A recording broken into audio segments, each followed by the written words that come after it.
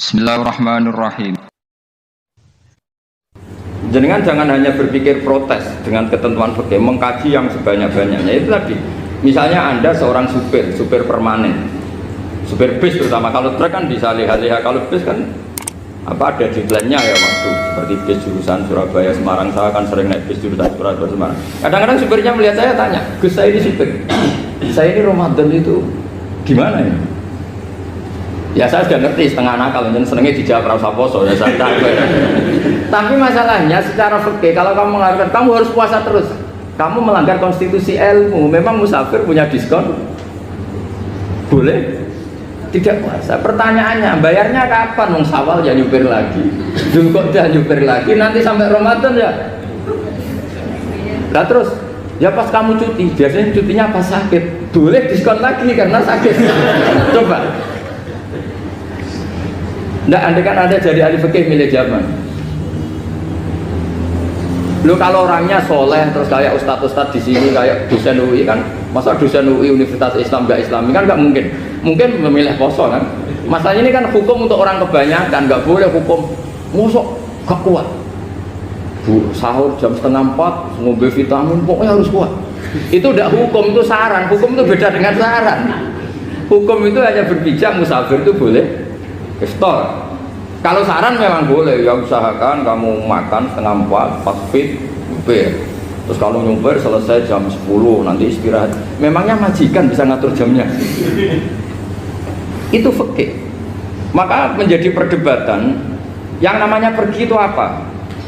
Menurut Imam Syafi'i pergi itu ya dari rumahnya ke tempat yang asing yang tidak wilayahnya namanya pergi. Menurut Imam Ahmad bin Hanbal enggak. Pergi itu tidak kerja. Jadi orang yang supir yang seperti itu namanya tidak pergi tapi kerja. Tanyakan ke publik, misalnya jenengan ke UI, istri kamu atau suami kamu ditanya, istri kamu kemana? Kira-kira jawabnya bilang pergi jalan-jalan apa bilang kerja? Kerja. Makanya kata Imam Ahmad bin Hanbal, mudi musafar atau orang yang berprofesi, yang profesinya memang harus pergi kayak traveling atau supir, maka itu namanya tidak pergi, namanya itu kerja. Karena apa? Sekali distatuskan pergi, maka ikut status yang dikatakan Allah dan Rasul, dapat diskon, boleh tidak puasa. Maka terus kita debat tentang definisi. Nah definisi ini penting karena yang menjadikan hukum rubah itu definisi. Misalnya gini mbak ini ngaji saya, statusnya kalau pakai status saya ajnabi, orang lain bapak ajnabiyah, maka hukumnya saya melihat bapak ini haram karena statusnya ajnabi melihat ajnabiyah yang tidak mahram. Tapi kalau di fikih itu ada statusnya. Di antara lelaki boleh muwajahah sama perempuan adalah 1 untuk belajar, 2 untuk muamalah, 3 untuk kesaksian, 4 untuk pengobatan. Itu kan ada pengecualian. Sehingga statusnya sekarang mbak itu belajar apa ingin melihat Gus Bah atau Gus Bah itu mengajar atau ingin melihat mbak, itu statusnya bisa rubah.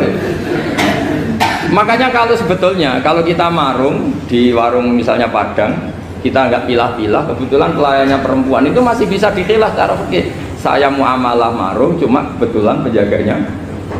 Tapi masalahnya Pak ini punya daftar penjaga yang cantik, itu yang masalah.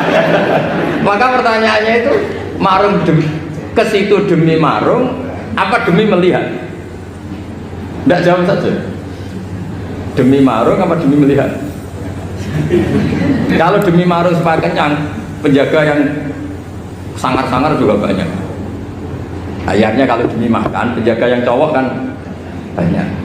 Kalau demi melihat, berarti yang dihitung kan niatnya. Berarti karena muamalah apa karena melihat? Melihat. Itu status. Jadi makanya kalau mudi musafar itu namanya orang pergi atau orang kerja?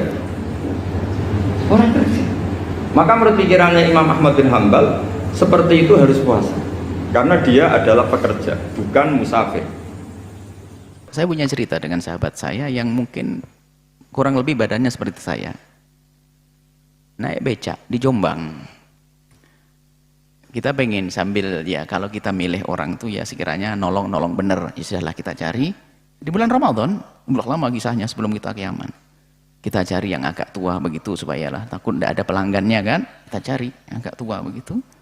Betul. Nah kita naik becak. Kita pikir jalannya aman-aman. Tanya setelah itu mulai naik. Kita tanya, wah ini kok mulai nggak jalan ini. Akhirnya, wah ini kacau, nggak jalan beneran. Dorong dia kasihan. Astagfirullah, sudah gantian.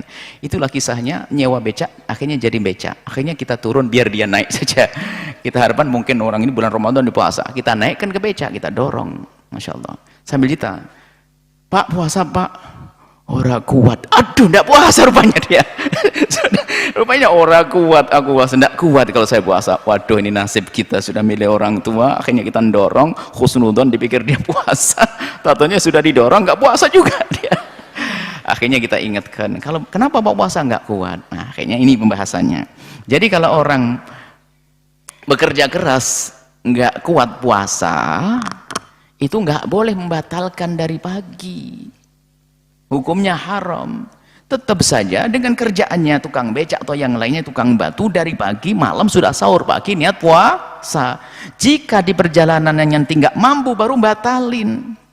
Kalau dia batalin dari awal nggak boleh. Ini ngatur Allah, kurang ajar kepada Allah. Bisa saja bosnya ngomong hari ini kalian tidak usah kerja dibayar, tetap dibayar. Loh, terlanjur nggak puasa saya. Ayo mau gimana dia?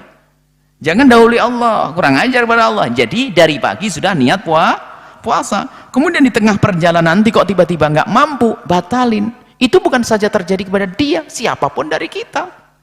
Tentunya jujur benar, kita normal begini, semoga sehat semuanya. Tiba-tiba nggak mampu, kunang-kunang ini mau jatuh, bukan. Jadi ada udurnya, udur datang. Tapi ini tidak kita sebutkan apa di 9 udur 9 orang yang boleh berbuka, tidak. Kenapa? Itu kan berbuka dari awal, ini kan mendadak. Tidak dimasukkan ke situ, ini langka kejadian begini. Bukan langka, artinya dia tetap puasa. Cuman setelah itu dia tidak mampu. Bukan tidak puasa, puasa tapi tidak mampu.